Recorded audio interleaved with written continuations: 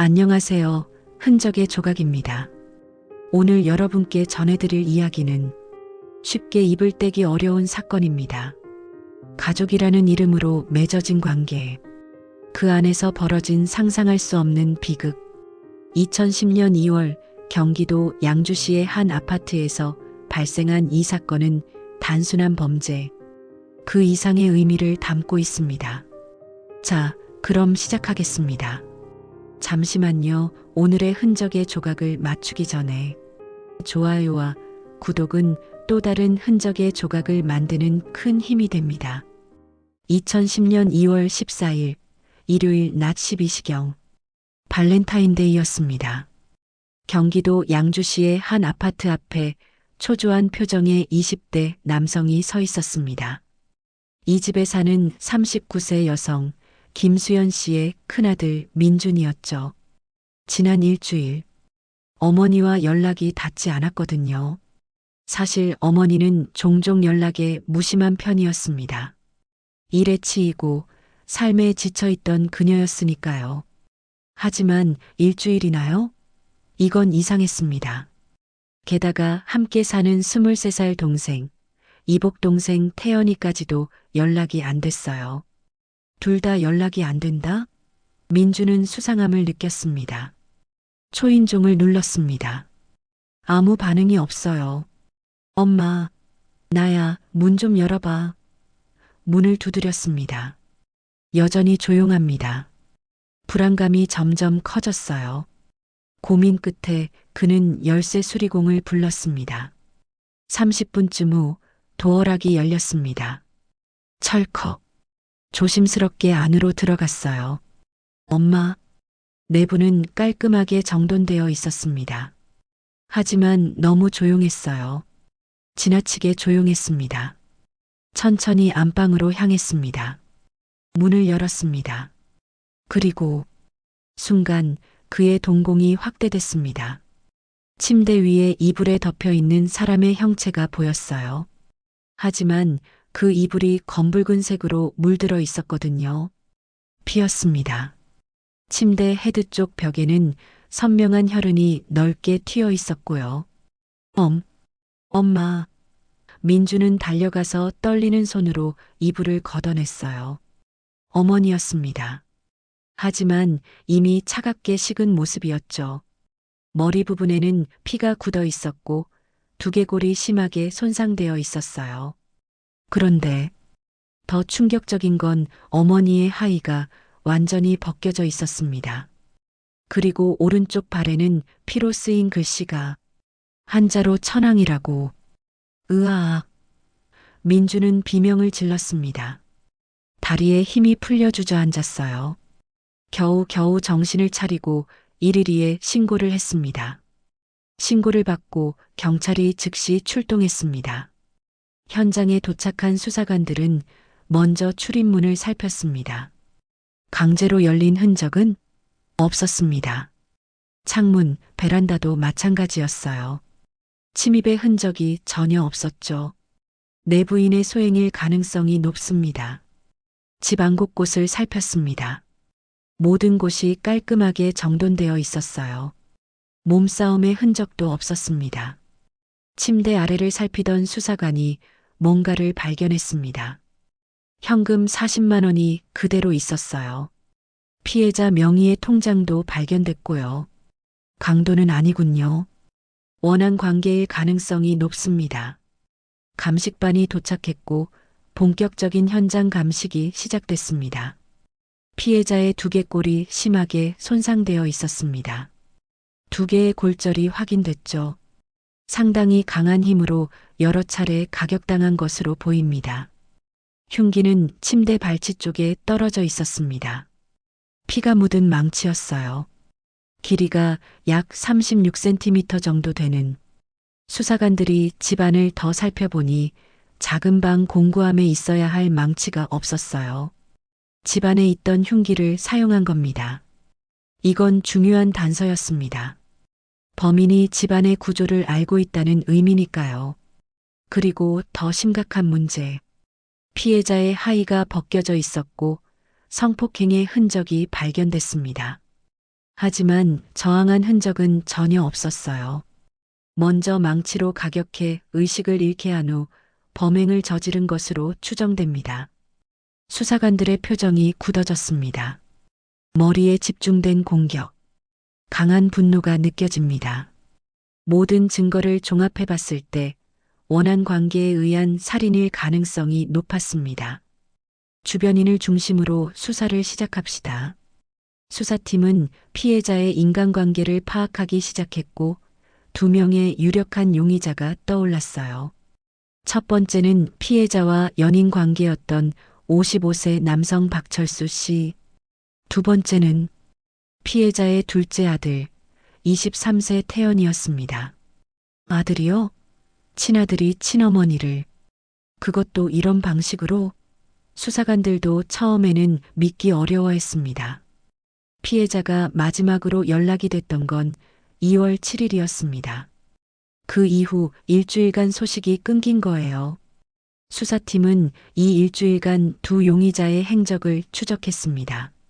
먼저 연인 박철수 씨의 휴대폰 위치를 추적한 결과 사건 당시 그는 다른 지역에 있었습니다.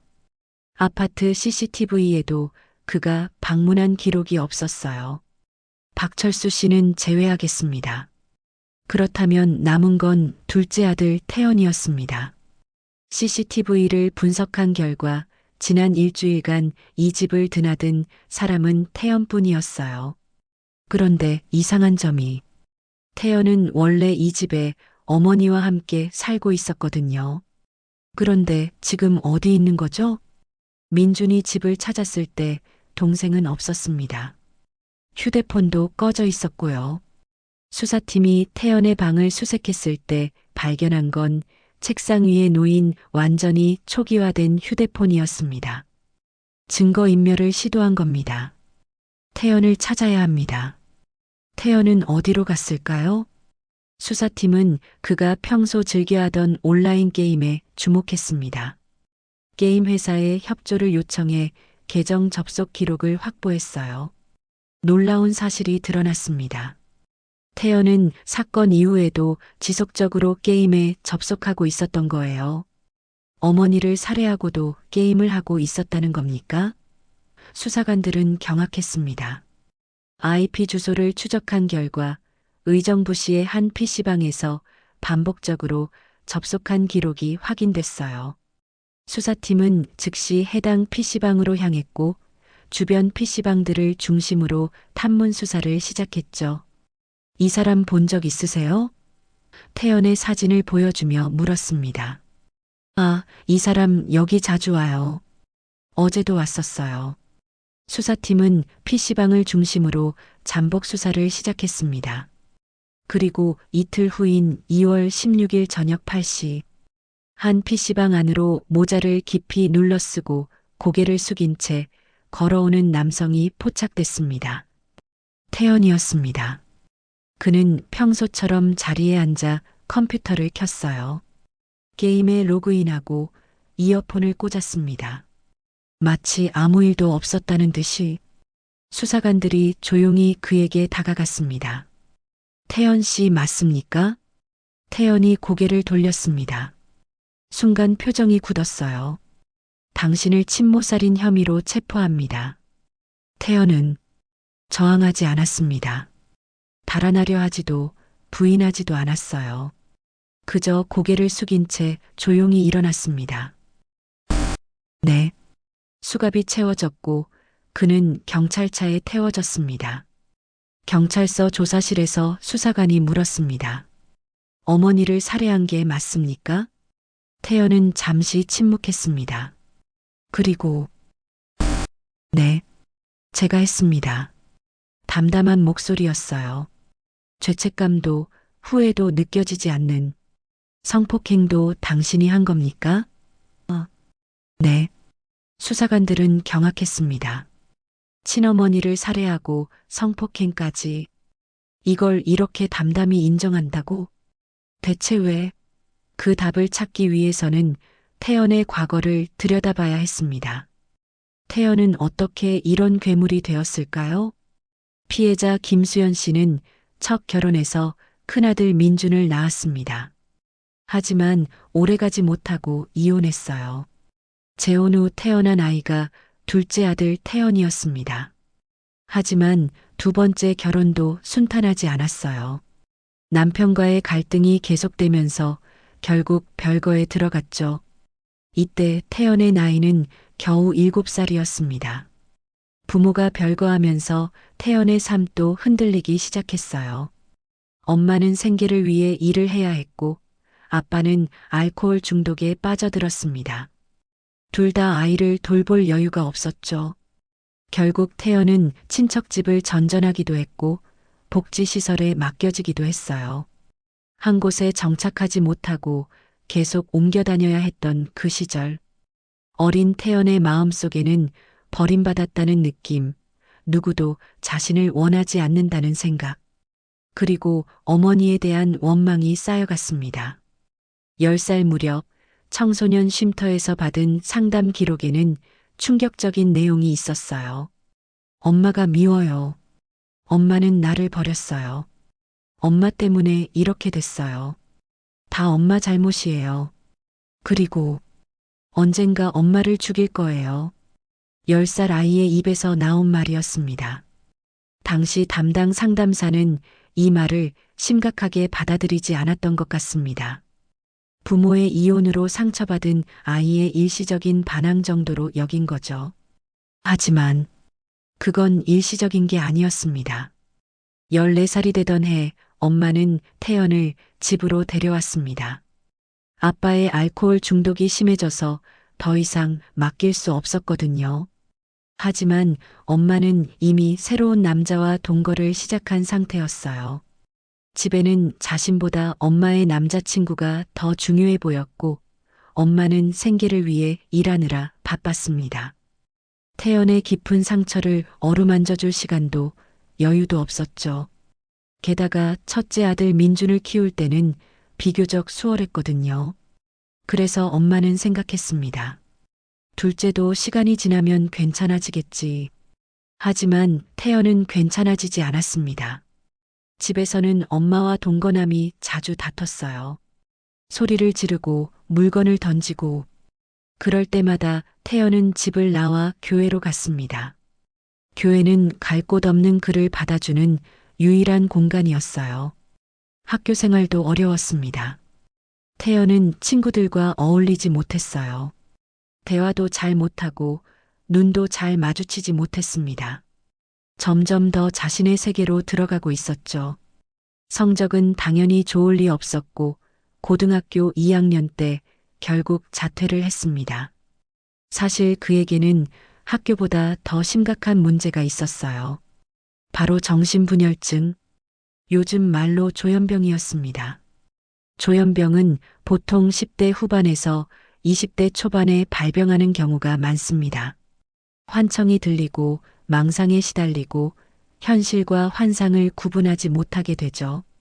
하지만 당시에는 아무도 그의 병을 알아채지 못했어요. 2010년 당시만 해도 정신과 치료에 대한 인식이 좋지 않았거든요. 고등학교를 자퇴한 후 태연은 완전히 방에 틀어박혔습니다. 외부와의 연결은 끊어졌고 유일한 낙은 게임뿐이었어요. 그때쯤 엄마의 동거남은 집을 떠났고 이제 집에 남은 건 엄마와 태연 단둘뿐이었습니다. 20대가 된 태연. 엄마의 눈에 그는 어떻게 보였을까요? 23이나 된 아들이 하루 종일 방에만 틀어박혀 게임만 하고 있었으니까요.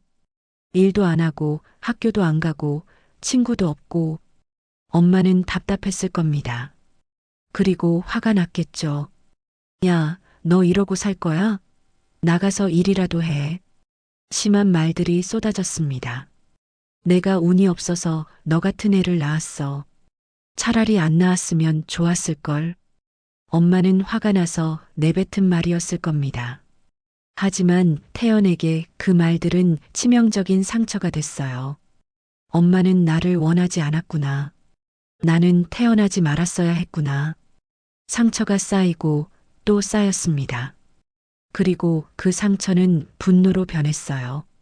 어릴 적부터 버려졌다는 원망, 그리고 지금 자신의 존재를 부정하는 엄마에 대한 증오, 조현병까지 겹쳐지면서 그의 정신은 점점 더 위험한 방향으로 기울어 갔습니다. 그리고 어느 순간 태연은 결심했습니다. 어릴 적 했던 그 말을 실행에 옮기기로 한 거예요. 언젠가 엄마를 죽일 거야. 2010년 2월 7일 새벽. 엄마 김수연 씨는 일을 마치고 집으로 돌아왔습니다. 몹시 피곤했어요. 조용히 자기 방으로 들어가 침대에 누웠습니다. 곧 잠에 빠져들었죠. 하지만 얼마 지나지 않아 다시 일어났습니다. 시계를 보니 아침 8시쯤. 태연이 밥 챙겨줘야지. 부엌으로 가서 아침 식사를 준비했어요. 태연아, 밥 먹어. 태연이 방에서 나왔습니다. 두 사람은 식탁에 마주 앉았어요. 대화는 없었습니다. 그저 조용히 밥을 먹었죠. 식사가 끝났습니다. 태연은 다시 방으로, 엄마는 설거지를 마친 후 다시 자기 방으로 들어가 잠을 청했어요. 그녀는 깊은 수면에 빠져들었죠. 그녀는 몰랐습니다. 이게 자신의 마지막 잠이 될 거라는 걸. 방에 들어간 태연은 컴퓨터 앞에 앉았습니다. 하지만 게임을 시작하지 않았어요. 그저 멍하니 모니터를 바라보고 있었죠. 그의 머릿속에서는 무언가가 소용돌이치고 있었습니다. 오늘이야. 더 이상은 못 참아. 얼마나 시간이 흘렀을까요? 태연은 천천히 일어났습니다. 서랍을 열어 마스크와 모자를 꺼내 착용했어요. 조용히 방문을 열고 나와 작은 방으로 갔습니다. 그곳에는 공구함이 있었죠.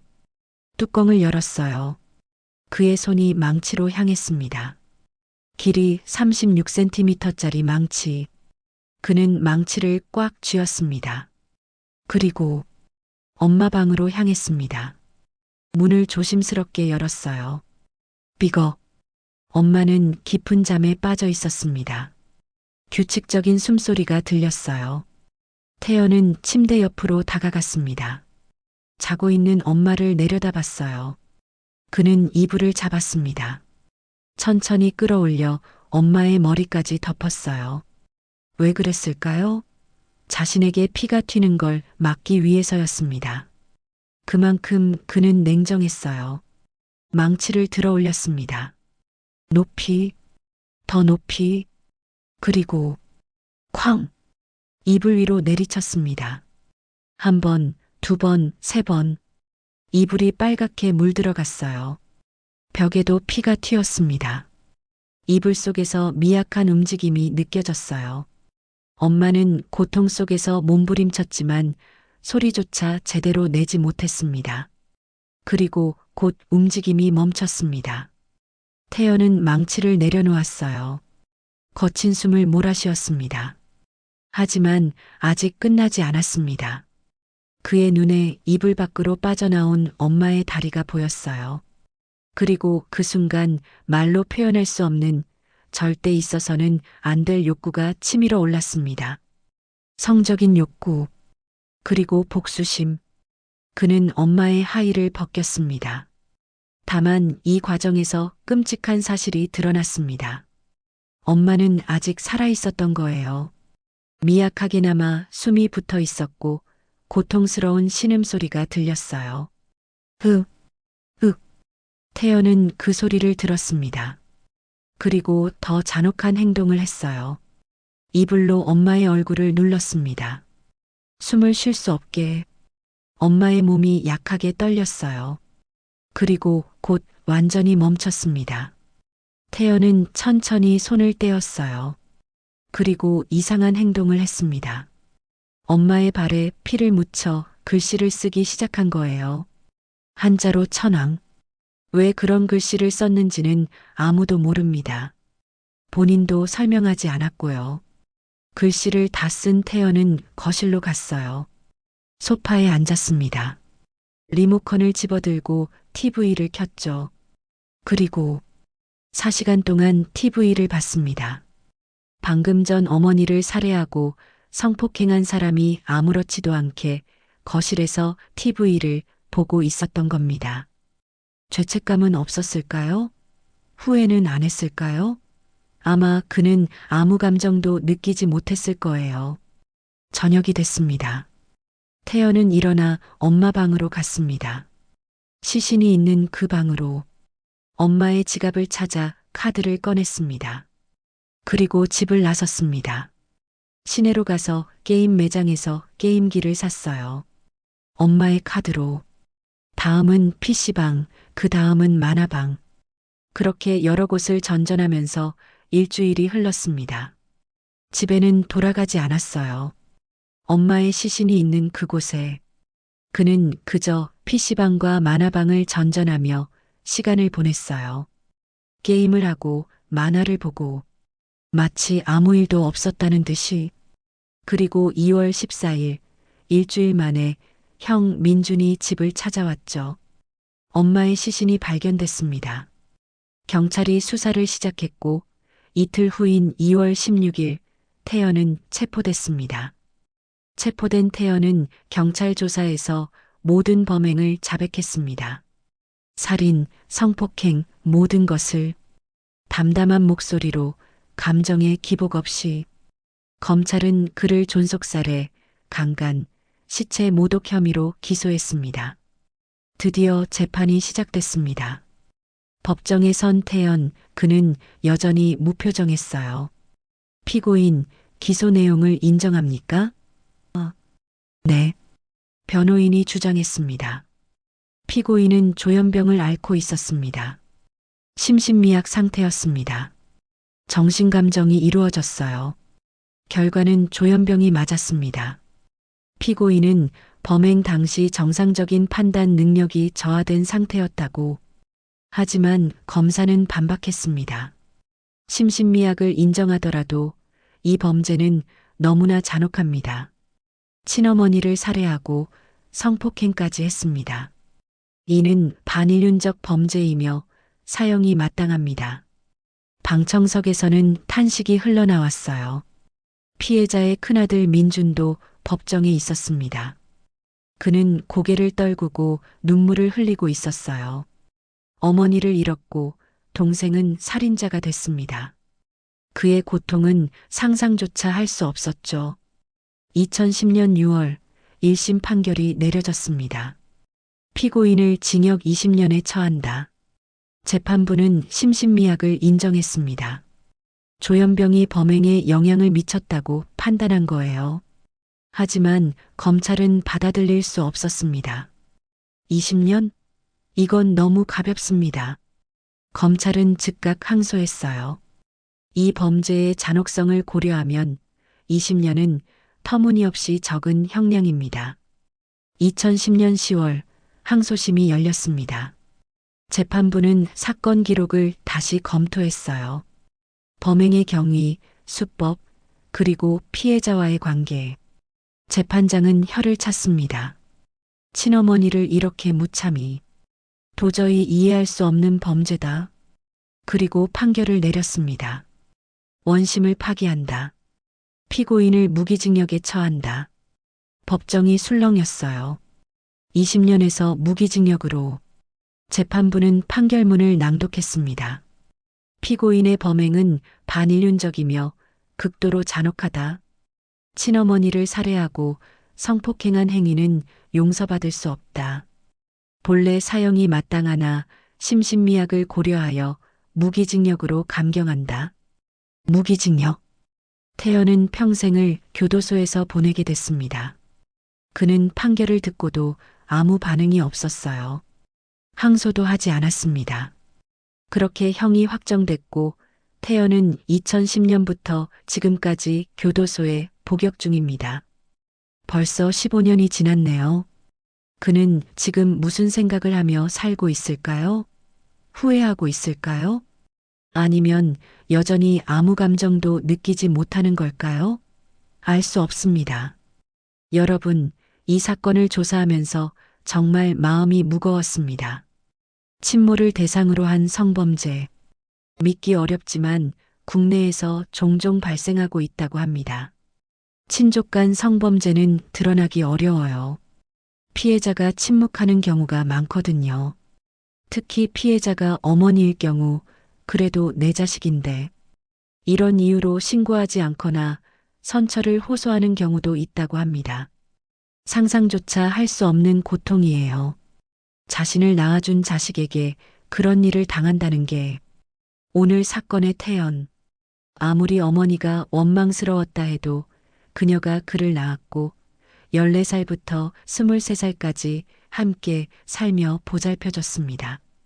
완벽하지 않았을지 몰라도 그녀 나름대로 최선을 다했을 거예요.